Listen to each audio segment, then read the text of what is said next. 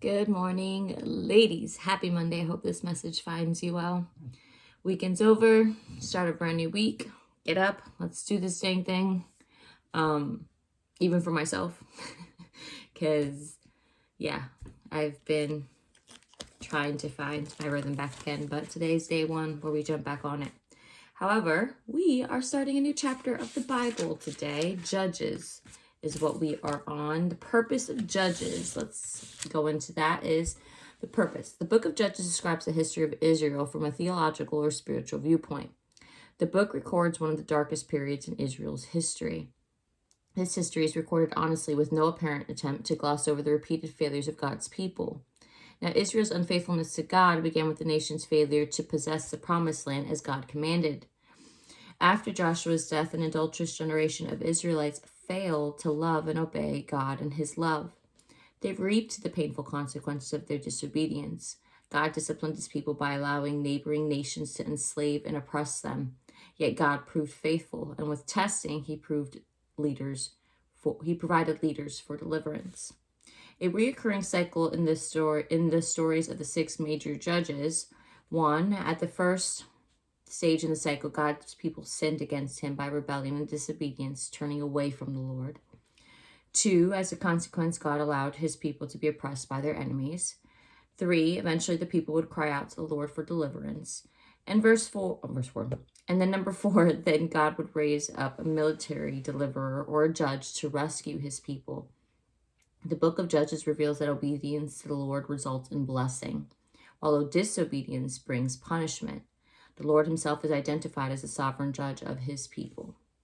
Now, the literary characteristics of Judges is the book of Judges is a collection of material that records the history of Israel in short episodes and cycles.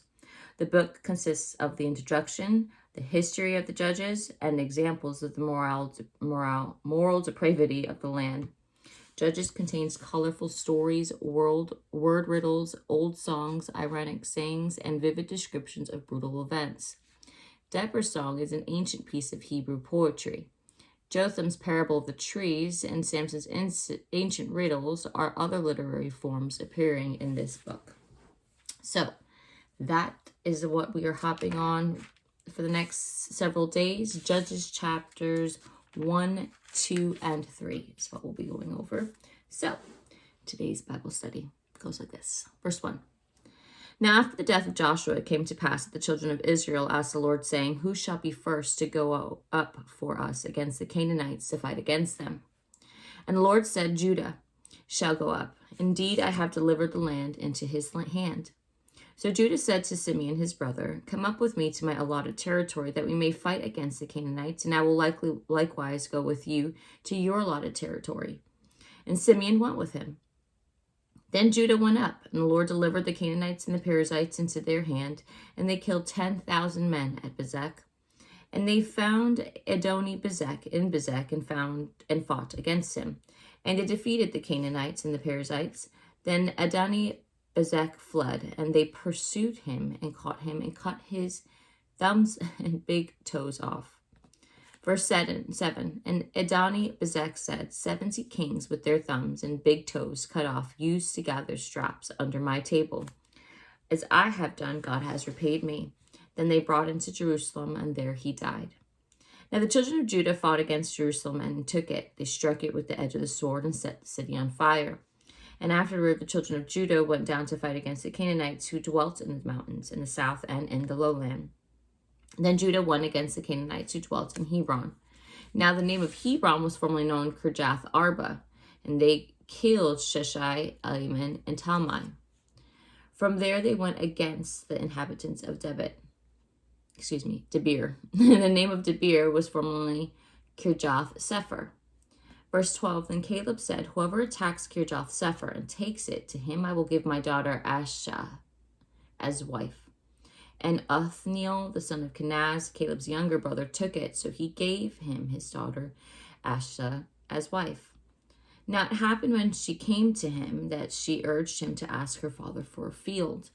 And she dismounted from her donkey, and Caleb said to her, What do you wish? So she said to him, Give me a blessing, since you have given me land in the south, give me also springs of the water. And Caleb gave her the upper springs and the lower springs. Now the children of the Kenite, Moses' father-in-law, went up from the city of palms with the children of Judah into the wilderness of Judah, which lies in the south near Arad. And they went and dwelt among the people, and Judah went with his brother Simeon. And they attacked the Canaanites who inhabited Zephath, and utterly destroyed it. So the name of the city was called Hormah. Also Judah took Gaza with its territory, Ashkelon with its territory, and Ekron with its territory. So the Lord was with Judah, and they drove out the mountaineers, but they could not drive out the inhabitants of the lowland, because they had chariots of iron. And they gave Hebron to Caleb as Moses had said. Then he expelled from there 3 sons of Anak. The children of Benjamin did not drive out the Jebusites who inhabited Jerusalem. So the Jebusites dwell with the children of Benjamin in Jerusalem to this day. And the house of Joseph also went up against Bethel, and the Lord was with them. Verse 21, so the house of Joseph sent men to spy out Bethel. The name of the city was formerly Luz. And then the spies saw a man coming out of the city. They said to him, please show us the entrance to the city, and we will show you mercy. So he showed them the entrance to the city, and they struck the city with the edge of the sword, but they let the man and all his family go. Verse 46, and the man went to the land of the Hittites, built a city, and called its name Luz, which is his name to this day. Verse 27, however, Manasseh did not drive out the inhabitants of Bethshean and its villages, of Tanakh and its villages, or the inhabitants of Dor and its villages, or the inhabitants of Eblaim and its villages, or the inhabitants of Medigo and its villages. For the Canaanites were determined to dwell in that land. And it came to pass when Israel was strong that they put the Canaanites under tribute, but did not completely drive them out. Nor did Ephraim drive out the Canaanites who dwelt in Gezer, so the Canaanites dwelt in Gezer among them. Nor did Zebulun drive out the inhabitants of Kitron or the inhabitants of Nahalol, so the Canaanites dwelt among them and were put under tribute. Verse 31, nor did Asher drive out the inhabitants of Echo or the inhabitants of Sidon, or of Alab, Ashib, Elba, Apik, or Rehob. Verse 32, so the Asherites dwelt among the Canaanites, the inhabitants of the land, for they did not drive them out. Nor did Naphtali drive out the inhabitants of Beth Shemesh or the inhabitants of Beth Anath,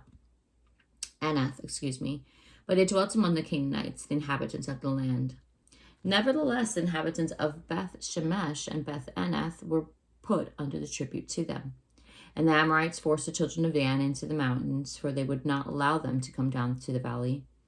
Verse 35, and the Amorites were determined to dwell in Mount Heres, in Ajalon, and in Jebulun. Yet, when the strength of the house of Joseph became greater, they were put under tribute. Now, the boundary of the Amorites was from the ascent of Ekrebim, from Selah and upward. We are now in chapter 2 of Judges, verse 1.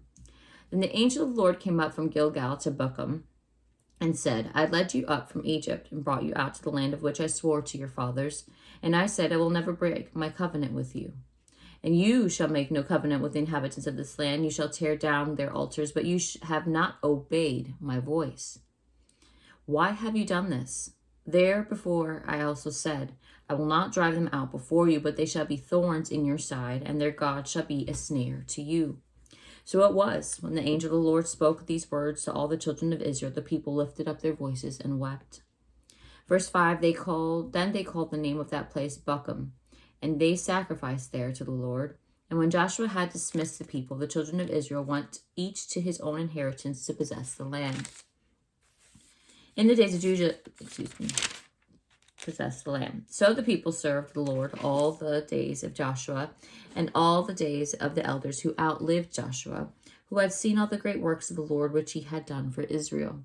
Now Joshua the son of Nun, the servant of the Lord, died when he was 110 years old. And they buried him with the border of his inheritance at Timnath-Ares in the mountains of Ephraim on the north side of Mount Gash. When all the generation had been gathered to their fathers, another generation arose after them who did not know the Lord, nor the work which he had done for Israel. Verse 11, the children of Israel did evil in the sight of the Lord and served the Baals, and they forsook the Lord the God of their fathers, who had brought them out of the land of Egypt, and they followed other gods from among the gods of the people who were all around them, and they bowed down to them, and they provoked the Lord to anger. Verse 13, they forsook the Lord and served Baal and the Ashtoreths, and the anger of the Lord was hot against Israel, so he delivered them into the hands of the plunderers who despoiled them, and he sold them into the hands of their enemies all around, so that they could no longer stand before their enemies.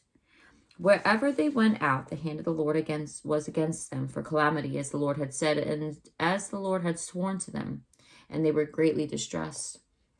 Verse 16, nevertheless, the Lord raised up the judges who delivered them out of the hand of those who plundered them.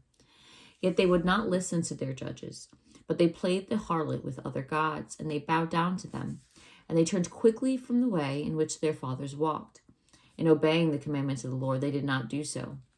Verse 18, and when the Lord raised up the judges for them, the Lord was with the judge and delivered them out of the hand of their enemies all the days of the judge, for the Lord was moved to pity by their groaning because of those who oppressed them and harassed them. And it came to pass when the judge was dead that they reverted and behaved more corruptly than their fathers by following other gods to serve them and bow down to them. They did not cease from their own doings, nor from their stubborn ways. Then the anger of the Lord was hot against Israel, and he said, because this nation has transgressed my covenant which I commanded their fathers, has not heeded my voice. Verse 21, I also will no longer drive out before them any of the nations which Joshua left when he died, so that through them I may test Israel, whether they will keep the ways of the Lord to walk in them as their fathers kept them or not. Therefore the Lord left those nations without driving them out immediately, nor did he deliver them into the hand of Joshua. We are on now chapter 3 of Judges, verse 1. Now these are the nations which the Lord left, that he might test Israel by them, that is, all who had not known any of the wars in Canaan. This was only so that the generations of the children of Israel might be taught to know war, at least those who had not formerly known it. Namely, 5 lords of the Philistines, all the Canaanites, the Sidonians, and the Hivites who dwelt in Mount Lebanon, from Mount Baal Hermon to the entrance of Hamath. And they were left, that he might test Israel by them, to know whether they would obey the commandments of the Lord, which he had commanded their fathers by the hand of Moses. Verse 5, thus the children of Israel dwelt among the Canaanites, the Hittites, and the Amorites, the Perizzites, and the Hivites, and the Jebusites. And they took their daughters to be their wives, and gave their daughters to their sons, and they served their gods. Verse 7, so the children of Israel did evil in the sight of the Lord. They forgot the Lord their God, and served the Baals and Ashtoreths. Therefore the anger of the Lord was hot against Israel, and he sold them into the hand of Cushan-Rishathaim, king of Mesopotamia. And the children of Israel served Cushan-Rishathaim 8 years. When the children of Israel cried out to the Lord raised up the deliverer for the children of Israel, who delivered them, Othniel the son of Kenaz, Caleb's younger brother. Verse 10, the Spirit of the Lord came upon him, and he judged Israel. He went out to the war, and the Lord delivered Cushan-Rishathaim, king of Mesopotamia, into his hand, and his hand prevailed over him. Verse 11, so the land had rest for 40 years. Then Othniel the son of Kenaz died. Verse 12, when the children of Israel again did evil in the sight of the Lord, so the Lord strengthened Eglon, king of Moab, against Israel, because they had done evil in the sight of the Lord. Then he gathered to himself the people of Ammon and Amalek, went and defeated Israel, and took possession of the city of palms. So the children of Israel served Eglon, king of Moab, 18 years. Verse 15, but when the children of Israel cried out to the Lord raised up a deliverer for them, Ehud the son of Gera the Benjaminite, a left-handed man. By him the children of Israel sent tribute to Eglon, king of Moab. Now Ehud made himself a dagger. It was double-edged and a cubit in length, and fastened it under his clothes on his right thigh. So he brought the tribute to Eglon, king of Moab. Now Eglon was a very fat man. And when he had finished presenting the tribute, he sent away the people who carried the tribute. But he himself turned back from the stone images that were at Gilgal and said, I have a secret message for you, O king. He said, keep silence. And all who attended him went out from him. Verse 20, so Ehud came to him. Now he was sitting upstairs in his cool private chamber. Then Ehud said, I have a message from God for you. So he arose from his seat. Then Ehud reached with his left hand and took the dagger from his right thigh and thrust it into his belly. Even the hilt went in after the blade, and the fat closed over the blade, for he did not draw the dagger out of his belly, and his entrails came out. Verse 23, Then Ehud went out through the porch and shut the doors of the upper room behind him and locked them. When he had gone out, Eglon's servants came to look, and to their surprise the doors of the upper room were locked. So they said, he is probably attending to all his needs in the cool chamber. So they waited till they were embarrassed, and still he had not opened the doors of the upper room. Therefore they took the key and opened them, and there was their master fallen dead on the floor. Verse 26, But Ehud had escaped while they delayed, and passed beyond the stone images, and escaped to Seirah. And it happened when he arrived that he blew the trumpet in the mountains of Ephraim, and the children of Israel went down with him from the mountains that he led. Then he said to them, Follow me, for the Lord has delivered your enemies, the Moabites, into your hand. So they went down after him, seized the fords of the Jordans leading to Moab, and did not allow anyone to cross over. Verse 29, And all that they killed about 10,000 men of Moab, all stout of men of valor, not a man escaped. So Moab was subdued that day under the hand of Israel, and the land had rest for 80 years. And last verse, after him, Shagar, the son of Anath, who killed 600 men of the Philistines, was an axe god, and he also delivered Israel. That's all today, ladies, for the Bible study. I hope you all enjoy. Let's get this day moving. Talk to y'all soon.